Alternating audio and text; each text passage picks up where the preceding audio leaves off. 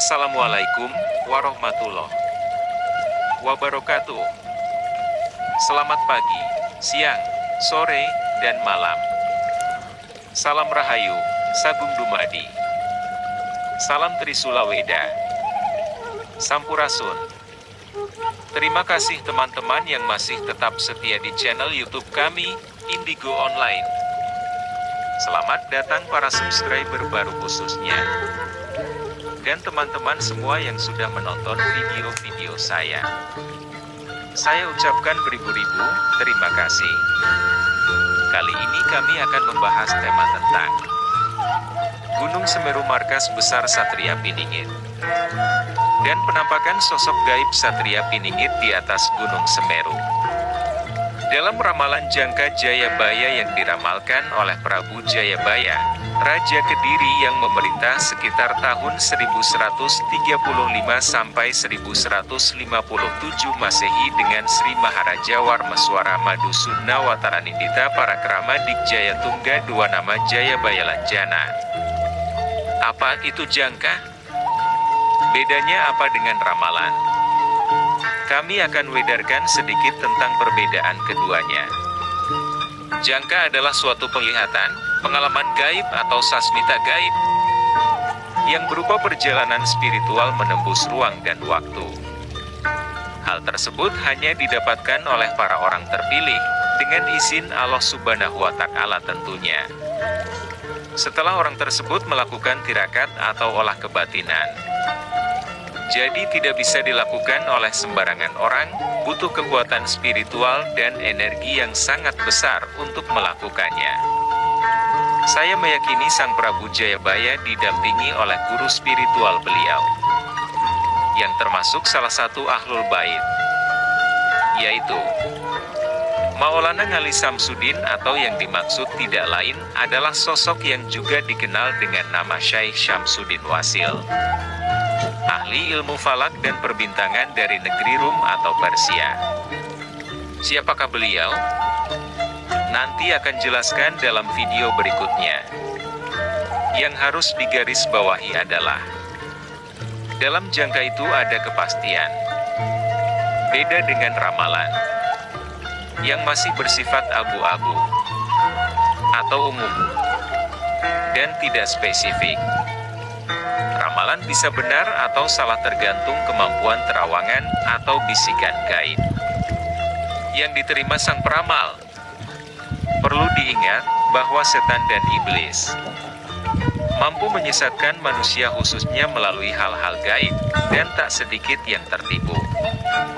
Seperti mengaku-ngaku Imam Mahdi, mengaku mendapat wahyu dari malaikat Jibril, didatangi sosok bercahaya, dan lain-lain, sehingga rentan untuk menyesatkan orang lain dan dirinya sendiri ikut terjerumus dalam kesesatan. Bisa jadi salah, meskipun ada yang benarnya. Dalam menerawang, dibutuhkan objek atau benda, misalnya foto atau lokasi yang hendak diterawang. Beda dengan jangka, yang merupakan suatu perjalanan spiritual yang sangat langka. Dan jarang sekali seseorang memiliki kemampuan tersebut. Makanya di awal saya bilang, hanya orang terpilih. Dalam ramalan Jayabaya atau sering dikenal dengan masyarakat umum Jangka Jayabaya adalah ramalan dalam tradisi Jawa yang salah satunya dipercaya ditulis oleh Jayabaya, Raja Kerajaan Kediri. Meletusnya Gunung Semeru. Misteri dalam ramalan Jayabaya dan Pulau Jawa akan terbelah jadi dua juga disebutkan. Ramalan ini dikenal khususnya oleh kalangan masyarakat Jawa. Ramalan ini dilestarikan secara turun-temurun oleh para pujangga. Asal-usul utama serat ramalan Jayabaya dapat dilihat di kitab Musasar yang digubah oleh Sutan Giri Praben. Meskipun banyak keraguan keasliannya, tapi sangat jelas bunyi bait pertama kitab Musasar yang menuliskan bahwa Jayabaya yang membuat ramalan-ramalan tersebut. Jangka Jayabaya adalah ramalan tentang keadaan Nusantara di setiap masa dan masa yang akan datang. Dalam ramalan Jayabaya itu dikatakan akan datang masa penuh bencana. Gunung-gunung akan meletus. Bumi berguncang. Laut dan sungai akan meluap. Inilah masa penuh penderitaan. Masa kesewenang-wenangan dan ketidakpedulian. Masa orang-orang licik berkuasa dan orang-orang baik akan tertindas. Tetapi setelah masa yang paling berat itu, akan datang zaman baru. Zaman yang penuh kemegahan dan kemuliaan. Zaman keemasan Nusantara. Dan zaman baru itu akan datang setelah datangnya Ratu Adil atau Satrio Piningit. Sebelumnya, paranormal almarhumah Mbak Yu juga sempat mengutarakan beberapa kejadian hasil penglihatan mata batinnya. Di antaranya kejadian pesawat jatuh yang akan memakan banyak korban hingga bencana alam. Di antaranya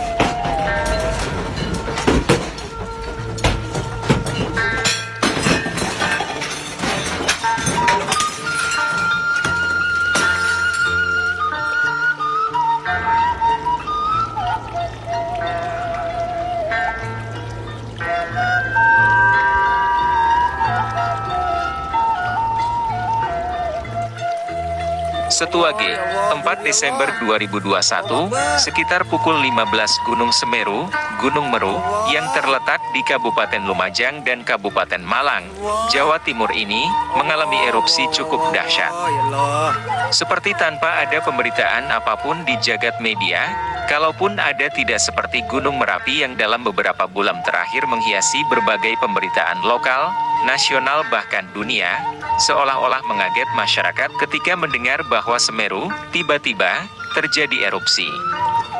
Gunung yang dikenal sebagai gunung tertinggi di Pulau Jawa dengan ketinggian mencapai 3.676 meter dari permukaan laut ini, sebagaimana gunung manapun memiliki kemenarikan dari sisi panorama, cerita, legenda dan mitos tersendiri. Selain panorama lavender, terdapat Danau Ranukumbolo serta pemandangan eksotis yang menjadi pemikat bagi para pendaki dan pecinta alam. Dari sisi legenda, gunung ini juga menyimpan legenda dan sejarah yang sangat menarik, bahkan dijuluki sebagai Paku Pulau Jawa. Sebagaimana catatan Rudi Badil dan kawan-kawan dalam buku Suhopgi, sekali lagi, buku Pesta dan Cinta di Alam Bangsanya, diceritakan bahwa ada sebuah kitab kuno bernama Tantu Pagelaran yang diyakini berasal dari abad ke-15. Di dalamnya dicatat bahwa pada zaman dahulu kala Pulau Jawa terombang-ambing di atas lautan. Dalam legenda itu diceritakan, Batara Guru, Sang Hyang Tunggal, meminta para dewa dan raksasa untuk memindah Gunung Mahameru di India sebagai paku pada Pulau Jawa agar tidak bergerak. Gunung Mahameru kemudian diletakkan di barat Pulau Jawa.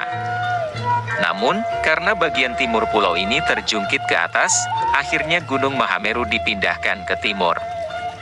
Dalam perjalanan pemindahan ini, Gunung Mahameru tercecer dan membentuk gunung-gunung lainnya di Pulau Jawa. Di antara ceceran tersebut adalah Gunung Lawu yang ada di Karanganyar, Jawa Tengah. Ketika Gunung Mahameru berhasil diletakkan di sebelah timur Pulau Jawa, posisinya miring ke arah utara. Sehingga, dikisahkan ujung gunung tersebut dipotong dan potongannya itu diletakkan di barat laut. Potongan gunung tersebut diberi nama Gunung Pawitra yang kini dikenal sebagai Gunung Penanggungan. Dalam membaca sebuah legenda yang penuh hiperbola, tentu tidak bisa kita membaca secara mentah, karena bisa merusak nalar. Akan tetapi dari legenda bisa kita ambil hikmah bahkan catatan pengetahuan dengan menerjemahkan simbol-simbol cerita dalam legenda tersebut. Versi lain, sebagai tambahan, dari The Seven Summits of Indonesia tulisan-tulisan Henry Agustin, dalam kepercayaan masyarakat Bali, Gunung Semeru diyakini adalah bapak dari Gunung Agung yang ada di Bali. Dalam The Seven Summits of Indonesia dicatat, orang yang pertama kali mendaki Gunung Semeru adalah ahli geologi dari Belanda bernama Kliknet di tahun 1838. Dia mendaki dari arah barat daya melalui pintu Widodaren. Tentu ini versi narasi Belanda. Faktanya, sangat mungkin sebelum itu sudah beberapa kali dilakukan pendakian tapi tidak tercatat secara baik. Mungkin. Sedangkan dalam catatan sejarah pendakian Semeru selanjutnya adalah pada tahun 1911 yang dilakukan oleh Van Gogh dan Heim melalui lereng Urara. Di tahun 1945, ada seorang ahli botani Belanda yang mendaki melalui jalur utara, yaitu Ayek-Ayek, Inder-Inder, dan Kepolo. Sekali lagi ini catatan versi Belanda. Pasca pendakian di tahun 1945 tersebut, pendakian ke Gunung Semeru pada umumnya dilakukan dari arah utara melalui Ranupani dan Ranukumbolo, seperti yang banyak dilakukan saat ini. Sejarah erupsi Semeru. Dari jejak dan catatan berbagai sumber, erupsi pertama kali Gunung Semeru tercatat pada 8 November 1818. Berpuluh-puluh aktivitas Gunung Semeru kemudian berlanjut dan yang terakhir tercatat adalah pada akhir 2020 lalu sampai Januari 2021 dan hari ini.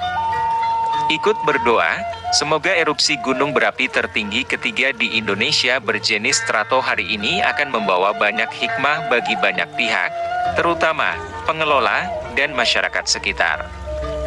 Bahwa alam memiliki siklus sendiri dan manusia adalah bagian dari siklus tersebut. Menjaga, merawat, menghormati dan mempersiapkan berbagai hal ketika alam melakukan siklusnya adalah hal-hal yang bisa kita lakukan, terutama memprioritaskan tindakan antisipatif ketika alam sudah mengirimkan tanda-tanda siklusnya. Pray for Semeru. Gunung Semeru. Goro-goro tanah Jawa munculnya Ratu Adil. Dalam kitab kuno Tantu Pagelaran yang ditulis pada abad ke-15, dijelaskan asal-usul adanya Gunung Semeru di Pulau Jawa. Sejarah dan mitos Gunung Semeru mengatakan konon dulunya Pulau Jawa sempat terapung dan terombang-ambing tak tentu arah di tengah lautan. Menurut kepercayaan yang beredar, saat itulah Dewa Siwa berusaha untuk memaku Pulau Jawa dengan cara memindahkan Gunung Meru ke Pulau Jawa. Hyang Siwa memindahkan Gunung Mahameru Bharatawarsha India ke Pulau Jawa dengan bantuan Dewa Wisnu yang menjelma sebagai kura-kura raksasa dan Dewa Brahma yang menjelma sebagai ular sangat panjang. Gunung Meru ini ditancapkan di sisi barat-barat Pulau Jawa. Namun karena berat sebelah, maka sebagian Gunung Meru ditancapkan di sisi timur Pulau Jawa. Gunung di sisi barat Jawa kini diberi nama Gunung Pananggungan, sedangkan yang di sisi timur Jawa bernama Semeru atau Mahameru. Asal-usul nama Mahameru ini konon berasal dari bahasa Sanskerta, Meru Agung. Meru berarti pusat dari alam semesta, baik secara fisik maupun spiritual. Sedangkan Agung berarti sangat besar, atau bisa juga diartikan Maha. Dari sinilah kemudian puncak Gunung Semeru diberi nama Mahameru. Sejarah dan mitos Gunung Semeru berkisah bahwa kehadiran Mahameru di timur Jawa melahirkan gunung-gunung lain yang lebih kecil.